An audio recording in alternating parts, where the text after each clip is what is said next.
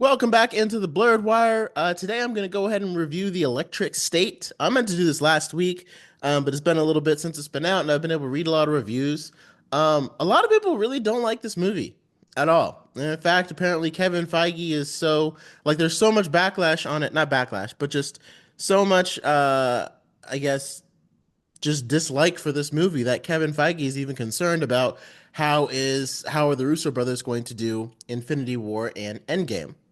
And I'm not gonna lie, it seemed like the Russo brothers, I've loved them ever since Community because that's a show that I watched a lot. Like there's shows that you grow up on, and then there's shows that you kind of like adolescence on, I guess if that makes sense. So this is a weird way to put it. But Community was that for me. That was like my preteen, teenage years. That was the show that I watched a lot during that time.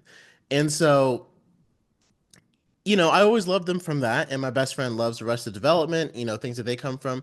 And to go from comedy to immediately go to a action-packed superhero spy thriller in The Winter Soldier was always kind of a jump because it's like, whoa, like that's a huge tonal shift. But they did a great job with it. I mean, Winter Soldier is still one of the most lauded MCU movies ever, and same thing for Civil War, still incredible. Um, and Infinity and then they kept it going because they did so well in those two. They did Infinity War, and then they ended up doing Endgame. So this is kind of going to be my review. And so since Endgame, the hottest directors out there were Anthony and Joe Russo because, for the past 20 at the time Endgame had come out, they were the only directors to ever surpass James Cameron's movies in the past like 20 years. Because Titanic was number one at the box office until James Cameron surpassed it with Avatar. And so Joe and Anthony Russo, while Avatar is still number one again because Disney re-released it, Anthony and Joe Russo are still the only directors to ever at one point beat James Cameron in terms of box office revenue. Because at one point, Avengers Endgame was above Avatar. And I was really hoping it would maintain it, but it didn't. So they were the hottest names on the block, right? And so we're kind of getting towards some point here. So then we do a couple movies later. Now it's post Endgame, right? And everybody's trying to figure out what do we do post Endgame. And there's a lot of actors trying to find their way post Endgame. There's a lot, the MCU is trying to find its way post Endgame. And then you have the Russo brothers trying to find their way post Endgame. Because the logical theme that I kind of agreed with was like, okay, they left their mark. They're done. We're probably not going to use them again. Like to me, it wouldn't make sense to bring them back on anything because they did Endgame. Like that kind of ended it. And a lot of people say like, oh, the MCU should have ended after Endgame. I entirely disagree with that. And I hate that that's the narrative, but I would rather you give me like one good movie and one crappy movie as long as I keep getting movies, right? Like I don't agree with the idea that the MCU should have ended after Endgame because we've had a lot of great movies after Endgame. Now, if every single movie after Endgame was a flop, then maybe I'd say that because now you're like really ruining the legacy. But to me, it's been very hot and cold, is how I feel. Bad movie, good movie, bad movie, good movie, bad movie, good movie. Black Widow, bad. Shang-Chi, good. Eternals, bad. Spider-Man, No Way Home, good. And that's kind of how it's been. It's just like this constant flip-flop, and like we can't really decide what, like, are we going to do like projects with like good quality or not? And, we get clunkers like She-Hulk, but then we get awesome things like Loki, and they get a season two. So, anyway, back to the Russo brothers. So, they've directed a few movies outside of Endgame, and I've only seen a couple of them. So they did Cherry, which was on Apple TV, and I didn't end up seeing it. That one was on Tom Holland, and that was like a very different, like kind of grittier drama. And then they did The Gray Man, which starred Ryan Gosling, a whole bunch of big stars. Ryan Gosling was in it, Chris Evans was in it, and a couple other actors I can't think of right now. I know I said they were big stars, but Jessica Henwick from Iron Fist was in it. Renee Jean Paul, who's from Bridgerton, and another show that my wife and I watched. So they've been doing a lot of different things. Like they've continued acting, and The Electric Slate is kind of their latest one. And again, they're plucking another star from the MCU catalog, like Cherry plucked Tom Holland. Um, the Gray Man plucked Chris Evans, and for this one, they plucked Chris Pratt.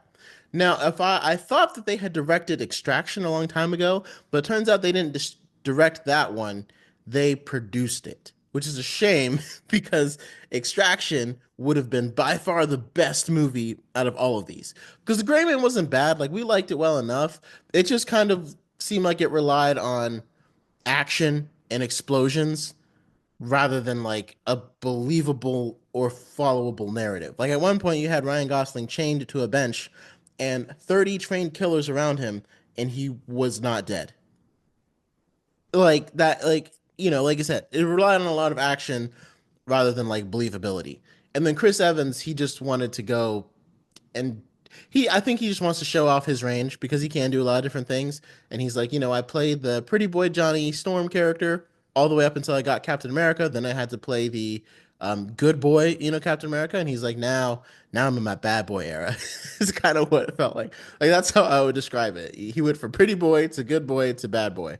Um, but either way, so now we have the Electric State, and honestly, it wasn't terrible to me. I didn't think it was. I really didn't think it was that bad. I think like they had Millie Bobby Brown at the center, and I don't think that her acting necessarily. She didn't necessarily pull me into it. Like I kind of enjoyed her performance more in Enola Holmes because in Enola Holmes she was more kind of bubbly, kind of excited, and kind of she was having fun throughout it, and that was kind of infectious, and we like caught onto it. And that one was the first one was a lot more enjoyable.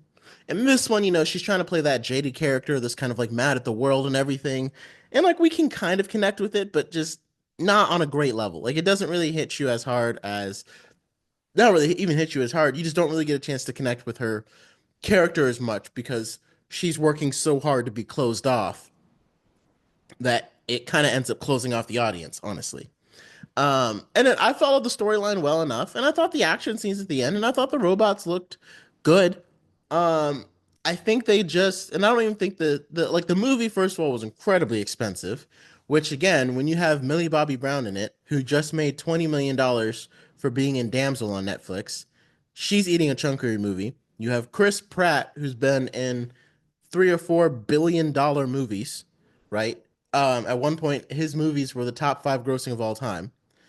So he's eating a chunk of your budget. Then you have Stanley Tucci in there, and then you have Giancarlo Esposito in there. And again, you want good performances, but you see how the budget is just ballooning up because you have all these big stars surrounding it, and so much of your budget has to go to the CGI, right? And I don't know if any of that affected the story because again, to me, all the robots look good. Um, and I followed the storyline well enough, and I thought it made sense what they were trying to do with it, and the way that everybody was, the way that they had the war between the humans and the robots, and then the humans were able to get the drones in order to defeat the robots, and the rise up, and the, kind of the back and forth, and the like. If I think the only issue with it is that it felt really big because that was like the storyline beforehand, and whenever you have to summarize something, it kind of takes away from the movie scope because you start off with this really big movie and then it kind of scoped all the way down into a smaller thing and then you kind of had a climactic battle. So I think just the scope and tone of the movie kind of fell off a little bit because again, all the other Russo brothers projects that have been successful, you start off smaller and then you get bigger, bigger, bigger. Like somehow Endgame managed to get bigger than Infinity War. Right? Now, like I like Infinity War better, but I can't deny the best final battle was definitely Endgame. Having the big three go against Thanos, and then having them all go against Thanos' army. That was the peak. That was the climax that continued building and felt kept the scope of the movie huge. And so we had this big scope of the movie when you're trying to tell us about what happened, and then it just kind of narrows down to these two people, right? And you realize that they're intrinsically involved, but you see how that can kind of like throw off the direction of what you're going in.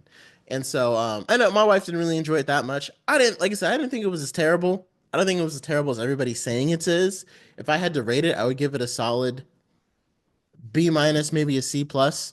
I didn't watch it and feel like revolted. And again, I haven't seen. I think the problem is like the Russo brothers set the bar really high. I think if a lot of other people had released Electric State, it would have done fine. Or if they had done it before, Infinity War or something like that. Same with Cherry, same with Rayman. And it's kind of what the MCU is facing right now. I think the Russo brothers have the same problem that the MCU is facing because Infinity War and Endgame set the bar so high for storytelling, cohesiveness, and scope. And now, if anything you do is not as good as that, it's going to look inferior.